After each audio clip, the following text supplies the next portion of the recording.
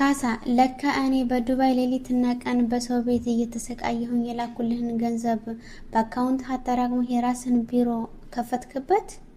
እኔን ግን ብሩ ጠፋ እያልክ ተዋሼ ነበር። ለካ ለሌላ ሴት ነበር የምታባክነው።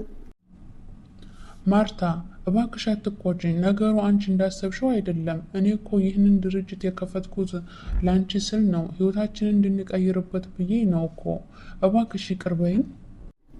ይቅርታ? እኔ እዚህ በሰው ሀገር ሌትና ቀን ላቤን እያፈሰስኩ አንተ እዚህ የኔን ብር እየወሰድክ ይቅርታ ትላለህ? ከእንግዲህ እኔ ባንተ አልታለልም። የዚህ ድርጅት ዋና ባለቤት እኔ ነኝ። ህጉም መብቴን ያስከብርልኛል። ልክ ነሽ ማርቶ፣ እኔ በጣም በድዬሻለሁ። ያንቺን ጥረትና ልፋት ማክበር ነበረብኝ። እባክሽ አንድ ድል ስጭኝ። ጥፋቴን ሁሉ አርሜ እውነተኛ ታማኝ ባል ሆንልሻለሁ። እሺ ይቅርታህን እቀበላለሁ ካሳ። ነገር ግን ድርጅቱን በበላይነት የምመራው እኔ ነኝ። ከእንግዲህ የኔና ያንተ ሳይሆን የሁለታችንም እውነተኛ ጥረት ነው ህይወታችንን የሚቀይረው። ታማኝነት ከሌለ ትዳር አይቆይም። ሰላም አለይኩም ወራህመቱላሂ ወበረካቱሁ።